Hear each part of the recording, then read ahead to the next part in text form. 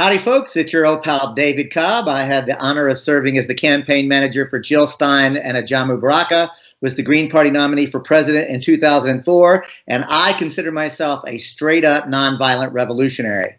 You're watching the Green News Network. This show, Democracy in Action. And with a nod to Gil Scott-Heron, we always point out the revolution may not be televised, but it will be brought to you over non-corporately filtered sources of news, information, and analysis like the Green News Network.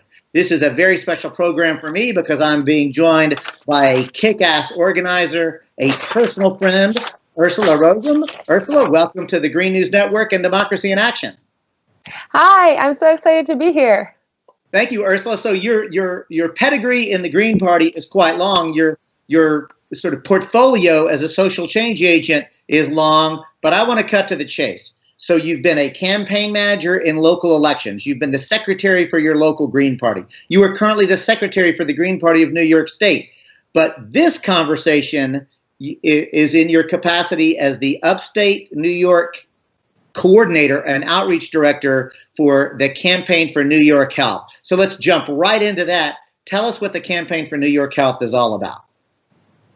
Yeah, I am so happy to share with you about our work here in New York to win universal health care for all New Yorkers. So the Campaign for New York Health formed in 2014, and our purpose is to build a base of support throughout New York State that can pass and implement universal health care legislation, what many people know as single-payer health care.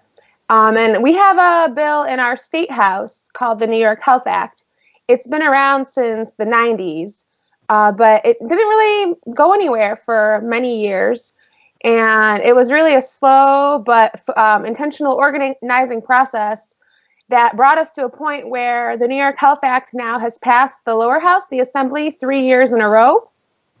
And we are now one bill co-sponsor away from having a majority in the state Senate, meaning we're very close to having the legislative support needed to actually pass this bill. However, you know, every next work towards winning requires effort. And so right now our work is on just building the biggest and loudest parade possible, demanding universal health care as a human right. And we're working to elevate the voices of frontline healthcare workers like nurses. The nurses unions have been some of the strongest supporters of the fight for universal health care. We're bringing in small business owners to show how the costs of healthcare are a challenge to people that, you know, maybe have a couple employees, want to guarantee healthcare for their own families. And we're really working on raising up the stories of people who have faced financial barriers to care. A lot of us have normalized this idea that healthcare is something you only get if you can afford. And so a primary focus of our campaign right now is involving those people who have not been fortunate enough to have guaranteed access to healthcare. So it's a really exciting phase of the campaign. You've said a lot, so I'm going to back us up and sort of go back one by one and really give you the opportunity to make the case. You said something I think is really important, and I want to lift it up and really explore it. You said we want to build the biggest parade possible to advance the concept of healthcare as a fundamental human right. I really like that because, you know, one of the quips I use all the time, if you really want to see an elected official run, organize a parade and watch how fast they run to try to get in front of it, right? So let's be clear, this campaign is not being led by any current elected official. Is that fair to say? Well, I would say that it's a combination of efforts because we do have one champion, legislative champion, Assembly Member Dick Godfrey, the chair of the Health Committee in the Assembly in New York State. And so, you know, it's been really useful to have a legislative champion on the issue. However, the reason that it's such a, you know, you find a popular issue that's going to improve everyone's lives, people just run to it, you know? So now we really have a people's movement in every corner of the state demanding healthcare. And so our job is to find out. I think our job as with the Campaign for New York Health and as organizers and with the Green Party is to find the people that will benefit from this social transformation and bring them into our work. And so I call it a parade. Fantastic. And I do really appreciate the fact that you lift up the fact that there are, in fact, some elected officials who are genuine champions. So say that name again so that this elected official gets the credit that she or he deserves. Assemblymember Richard Gottfried, chair of the New York State Assembly Health Committee. Fantastic. And so, Ursula, the other thing, though, is you talked about actually bringing together both the nurses and other healthcare providers and business owners. That's not a constituency that some of us on the left are typically accustomed to thinking about championing healthcare. So I want you to go a little deeper on why the focus on small business owners. Well, there's lots of ways to look at that question. One reason we focus on business owners is primarily because, I live in upstate New York, which is agriculture is a big part of the economy here, for example. And there's a lot of, I guess, local pride in like small business, American business, local business, and like being connected to the fabric of the local economy. And small businesses really do struggle with healthcare costs. And so often the main opponents we'll see to single payer healthcare plans will come from large groups like the Chamber of Commerce, which we know don't actually represent small businesses. Let's stop for a moment and just call it out, right? The U.S. Chamber of Commerce represents Wall Street America, not Main Street America. There's a fundamental difference. Yeah, and so part of it is, when we talk about businesses, there's just people in our communities, really, whether it's someone that owns a coffee shop, someone at the farmer's market. So they're really part of the story of New York State and how our community works. And so basically, it's part of how I started off. We want to build the biggest parade possible in support of New York Health, and partially as well because we want to, from a strategy perspective, we want to neutralize some of the accusations that we expect will come from the insurance industry, for example. They're going to tell us that this is just too expensive and that it's going to kill business. And so I'm going to stop and ask, we're going to dive into that. But before, we already know that the insurance corporations are the only ones who are really benefiting from healthcare as a commodity. One of the things that talking points that I use, Ursula, is when people say that our healthcare system isn't working, I actually say, I have to tell you, actually it is working because it's doing what it's designed to do, which is to treat healthcare as a commodity to be bought and paid for at a profit, right? But if we actually thought of healthcare as a human right, then we would agree it's not working at all. So is it fair to say that really our current commodified healthcare system really is benefiting the insurance companies, or am I being too harsh? You are 100% correct. So let's actually then talk about, you just sort of almost casually made the case that it was actually better, not only for citizens, but for the economy to have a single payer model or healthcare as a human right. I'd like you to make that case. Sure. And we did an economic study in 2015 in New York State that showed that 98% of us would be spending less on our healthcare needs than we currently do, and everything would be covered. So primarily, you would see that we're not living in fear of bankruptcy. It's still the leading cause. Healthcare costs are still the leading cause of bankruptcy in this country, for example. Whoa. You got to say that sentence again, because that's mind-boggling. That healthcare costs are the leading cause of bankruptcy in the United States.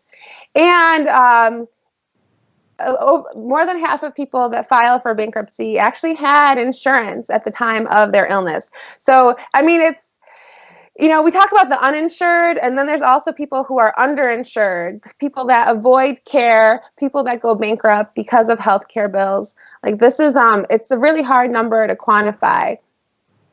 So I guess in terms of organizing in support of single-payer healthcare, it's one of these issues that impacts everyone in our communities, in our state, and which is part of why it's such a critical issue to focus on at this moment, in a time when we're so divided socially and politically, and we have a lot of people that abstain from elections, for example.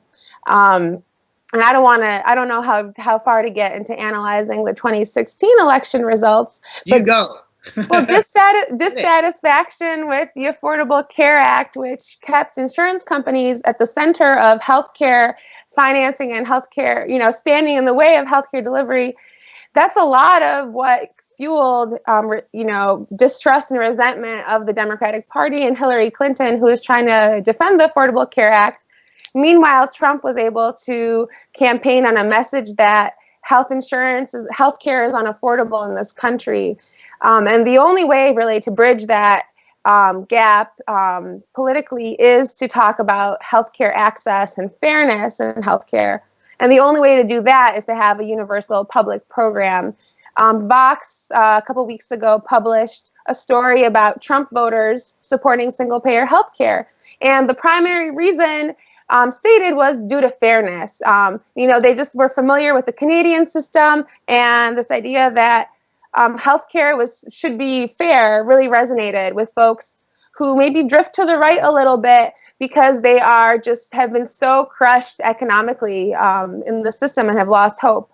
So, it's not just like a progressive or liberal issue. This is an issue that if you have the right conversations in your community, it can actually bring people together who, might not have worked together before.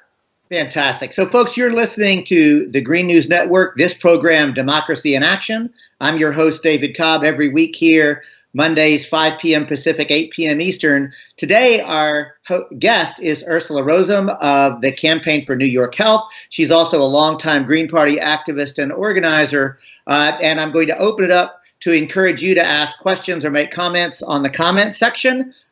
Technical Director Michael O'Neill will harvest those and bring them in. I haven't even opened it up, Ursula, and you're already getting some comments and questions. So let's now turn to Lou Novak. Howdy, Lou, from a longtime Michigan Green Party activist, asks, so where's the funding for universal health care going to come from? He cuts to the chase. Ursula, how are we going to pay for this? Well, the only way to pay for universal health care is through progressive taxation. So there's no way to talk about funding a healthcare program without talking about restructuring how we collect taxes, which is part of the reason why folks on the right have been able to use that scare tactic against many people. However, we also have to think about how we're going to save when we don't have to pay insurance premiums or copays or co-insurance or first pay out our deductible. So a public healthcare system or single-payer healthcare would be paid for through progressive taxes on income and wealth. So what do you say to folks who say, oh, but wait, I want to choose my own doctor. I don't want the government telling me what doctor to go to. Well, would you rather have an insurance company bureaucrat with zero medical training to tell you which doctor you can see? Because that's the system we live under now. The insurance networks are what determine which provider we can see. So I would rather, for example, in New York State, the New York Health Act would create the New York Health Fund that would have a democratically selected board that then oversees the healthcare throughout different parts of the state. And so the idea is that we want to have a system. It's not just about how we pay for healthcare. It's when we talk about single payer healthcare, universal healthcare, we need to think about the kind of how we want to restructure the system. So it's one thing is we want it to cover everyone. We want it to be paid for fairly and equitably, so that those that might not have a lot of resources but have high health needs still can get the health care that they need. There needs to be accountability and transparency and participation from the public. So it's not just about a funding system, it's restructuring how our healthcare system is planned and administered and making it as democratic as possible. So, folks, I want to encourage you, remember that a conversation like this is not typically heard on corporate media at all. You're only hearing this because the Green News Network is a people-funded effort. So one of the ways that we get the message out is for you to share this on your own Facebook page, your own website, your own email. So please let that happen. We're encouraging you, please, to share this link, to share this conversation on your Facebook pages. Stefania Check writes in to simply say yes to universal health care, yes to health care as a human right. So you gotta support her there. Tonya Raiva asks, what action should we take and what can we do to help at this point going forward? Also, we are seeing everyone's true colors where they stand on this issue. What's your thoughts there? What can people do? Wow, well, it really depends on which part of the country you're in. But I would say the main thing to do is to have the conversation in every venue possible and think about ways to engage people in your community to speak out about their healthcare experience. So that, for example, but when you go to do a lobby visit or a rally about whether it's your state-based single-payer bill or your in support of the national plan, HR 676, expanded and improved Medicare for all. We have to be taking action in ways that bring in more and more people in our communities to speak out about this issue together. So it really depends on where you are at the moment. So Ursula, can you do this favor for us? Give us the website for the Campaign for New York Health, and then if there is a national network where people can go who are not in New York, give that website too. Yeah, sure. So in New York State, you can visit the Campaign for New York Health at nyhcampaign.org. And nationally, there are a number of organizations that are involved in the fight for universal health care. I would encourage folks to look up Healthcare Now, which is just healthcare-now.org. And there's also the Health Over Profit campaign as well. And both of those provide resources to get started organizing locally in support of state bills for single-payer healthcare, as well as the national fight as well. Do we have any more questions? Yeah, we got a couple more coming in, and I would be remiss, Ursula, if I did not point out that the Green Party's national platform has had support of healthcare as a fundamental human right and a call for a single-payer model since our inception. The first national platform of the Green Party of the United States in 2000, and even Green Party organizing that happened before that in the 80s and 90s. This has been a bedrock part of the Green Party's platform. So one of the things that I encourage folks to do is have those conversations that Ursula had talked about, just about the concept of healthcare as a fundamental human right. And also, Ursula, is it true that the United States is the only industrialized country that does not guarantee some form of healthcare as a right? This is true. Unfortunately, with the forces of neoliberalism, we're seeing public healthcare systems in Canada and Britain and Germany starting to struggle, and certain aspects are being privatized, unfortunately. But we are technically still the only industrialized country that doesn't guarantee healthcare. And I'm pretty sure that if we win, either at the state level once we win nationally, once we win it and we establish this program, I think that it'll be impossible to dismantle universal health care because it's very popular around the world. So Ronnie writes in to ask, is there anything that we could do to make medication more affordable for people? And would single-payer health care affect the cost of medication after the doctor visit? Yeah, because a major problem right now is the high cost of pharmaceuticals. And basically, if we establish a single-payer program, then we have either the state or the country have the ability to, because they would become a huge bulk purchaser of pharmaceuticals. And so we would be able to negotiate for much lower drug prices. I don't have the numbers, but our costs are exponentially higher. For example, in New York State, the treatment, the HIV treatment costs in the ballpark, I want to say, of $13,000 per year, using the Truvada, actually a really amazing new drug, and the AIDS epidemic. So over $13,000 in the U.S. and in South Africa, it costs $3 approximately. And part of it has to do with the free reign pharmaceutical companies have in the U.S. And so part of it is to imagine what it means to have the power to win a single-payer healthcare system, a universal healthcare system. So when we get to that point of having that kind of power socially, then we will also be in a much stronger position to negotiate with the pharmaceutical companies, because right now they are incredibly just, they control public policy like all other corporations. Right. And, the reality is that corporations are not just exercising power today. They're literally ruling us. They are writing legislation. They're funding candidates. And it needs to be said, at the upper echelon leadership level, both Democratic and Republican Party operatives are really dancing to the tune. Susan writes in to ask, how does the effort in New York compare to California's effort for universal health care? Here in California, it's called Senate Bill 562. What are the similarities? What are the differences, Ursula?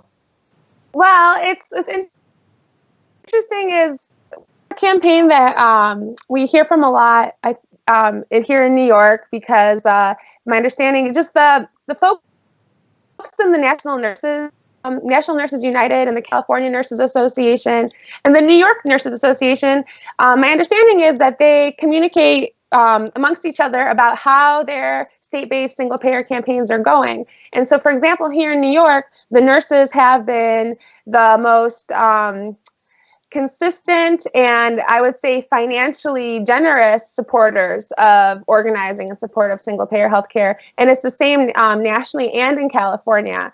And so they're also following a legislative path in California. But there's a really great resource if you just Google "Healthcare is a Human Right" campaign. It's a network of local organizations that basically use a human rights framework to organize in support of healthcare. There's just so many great national resources to tap into. And I hope folks will look up some of the ones I'm naming. Fantastic. So listen, we got several questions coming in, so I want to catch a couple of these. A lot of people are writing in to ask about the movie fixhealthcare.com. The movie's called Fix It. Can you share any knowledge you have about that? I'll confess I don't know it, so educate me as well as our viewers. Yeah, Fix It Healthcare at the Tipping Point is a really great film that we encourage organizers in New York State to show.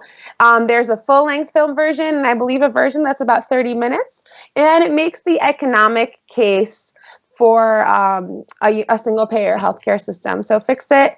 And the makers of Fix It also recently released a film about the pharmaceutical industry as well. So yeah, if you look up Fix It, you should be able to find the second let's film. Just say out loud, there is a special place in hell for insurance corporation executives and big pharma, right? I mean, these are bastards who are profiting off of suffering, and they know it, and they are restricting access to life-saving drugs and resources. There's just no getting around that. Amy writes in to ask a really provocative question. She says, how do you think Americans will adjust to waiting and healthcare rationing like you see in Europe? They don't, quote, code in ICUs, for example. So this idea of healthcare rationing, how do you respond to that concern?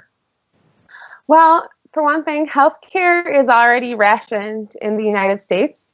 It's rationed based on our ability to afford it. And so that would be my primary response to that. Many people avoid preventative care, such as mammograms, screenings for things that are precancerous, just regular things like a colonoscopy or other things that you might do annually. So so we already have a crisis of rationing, but I think what's happened in the U.S. is that people have just internalized that this is how it is. So I think we have to stir ourselves out of the complacency that our health should be determined by our wealth. That's just not right. You know, Ursula, I don't know the New York system, but I'm pretty familiar with the California effort because the Green Party of California is putting our shoulder to the wheel. And I think, by the way, Greens, this is a fantastic organizing opportunity. It's the right thing to do, number one. But in addition to that, this is a great way to show that Greens are not trying to take credit for, but are actually putting our sweat equity into good programs and policies that make people's lives better. But I also want to say in California, it's very clear that you can still have additional insurance for folks who want that. Is the New York model that way, or does it restrict your ability to have secondary or additional insurance? Well, I am not 100% certain of whether it would just be outlawed to have private insurance in New York State. However, the idea is that it would be unnecessary because you would also, the New York Health Act would cover vision and dental and mental health care, which is not covered by much insurance. And also it would cover the Medicaid supplemental costs that many seniors face. Right now, on average, seniors are paying $6,000 out of pocket annually if they're on Medicare to pay for their health care costs.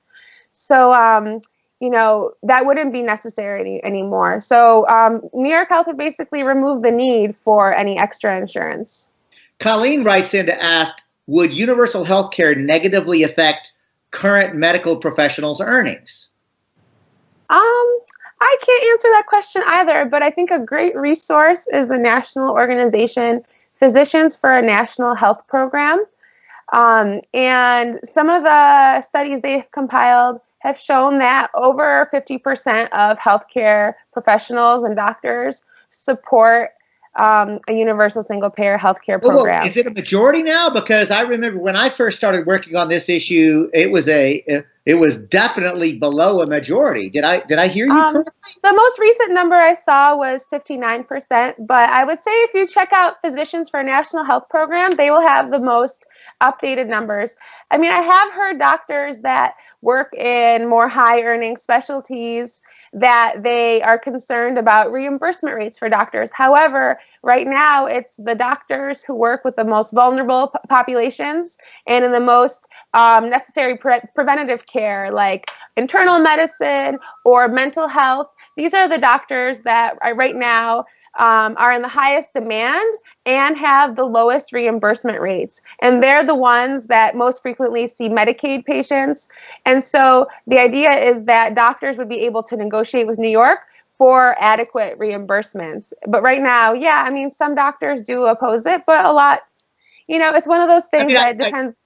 I do know, Ursula, what we've seen over time is that the American Medical Association had been a staunch opponent of single payer, and they've completely changed their position, and it went from minority support to majority support. So more and more healthcare providers and physicians themselves, as well as nurses and doctors and healthcare professionals, are coming on board. Is that a sort of a fair projection? Yeah, that is, I mean, everyone's coming on board right now. The only people that stand to lose here are the insurance company CEOs, the pharmaceutical company CEOs, and the politicians that they fund. So this is a moment that we are at a very unique moment in this fight for universal health care. So we got time for just one more question. And that is it true that Maryland has a single payer system on the books since 2014? Oh, I'm sorry. I can't answer questions about the Maryland system just because I'm in New York. Okay. I do know that they have an active campaign in Maryland for single payer healthcare in that state, as well as single payer healthcare nationally. We're running out of time, so I do want to make sure to give just open up the space a little bit. As a Green myself, I know that you were one of the people helping to resurrect, let's say, the Young Greens caucus. And I know that we've got a lot of Green Party supporters and Green Party members and Green-friendly folks who watch the Green News Network. Can you give us a quick update? How are things going for the Young Greens? The Young Greens you can find us online at, if you just Google Young Greens US or YGUS.org. And we're working on supporting the formation of college chapters. That's really a priority for us. And yeah, if anyone wants to get involved and volunteer their skills to help grow green youth involvement in the Green Party, Young Greens is anyone 35 and under. And so it's a pretty generous age range. I believe it's 13 to 35. But the idea is that, yeah, we want to elevate youth voices in the Green Party. Well, could I have youth voices? I'm going to talk to you offline, Ursula. Help me get a Young Green representative on the Green News Network. I would love to have them speak for themselves organizationally on this program. Oh, definitely. Fantastic. Well, Ursula, the 30 minutes has just flown by as I knew it would. I want to give you an opportunity for any final thoughts and give us the website again and just any final concluding remarks. Sure. So to learn more about what we're doing in New York, visit nyhcampaign.org. That's the Campaign for New York Health. And I would say the main advice I have is, because I know folks around the country are watching this, is basically we're never going to get what we don't ask for. And so whatever anyone tells you about fighting to save the ACA, fighting for a public option that maintains insurance companies at the center of our healthcare system, we know that we have to be resolute in standing up for healthcare as a human right, not-for-profit good that is universally available to everyone and that is administered democratically. Part of it, single-payer healthcare is in the Green Party DNA, and we're never going to get it if we don't organize for it. So I encourage any Greens to reach out and get involved in the fight for universal healthcare. It reminds me of the great words of Frederick Douglass, who said, "Power concedes nothing without a demand. It never did, and it never will." And there's a follow-up sentence that people don't usually say, but I want to say it out loud. Douglass went on to say, "You show me the amount of injustice that any people are willing to tolerate, and I will show you the exact amount of injustice that will be delivered upon them." So it occurs to me, Ursula, that if we take Frederick Douglass seriously, what we have to recognize is we have to make the demand, and then we've got to hold both elected officials accountable and anybody seeking our vote accountable. So as far as I'm concerned, I'm not voting for anybody for Congress, whether House of Representatives or the U.S. Senate, who is not willing to say publicly and vehemently that they are a supporter of single-payer healthcare as a human right. Yeah, I agree 100%. All right. Well, on that note, we're going to sign off, folks. Thank you so much. Remember to share this with your family and friends. We need to get the word out. I want to give a big shout out to Milicia Figueroa, the Executive Director of the Green News Network, Technical Director Michael O'Neill, who as always does such a great job. Thanks for what you're doing, Ursula. And thank you, the viewer of the Green News Network. Peace.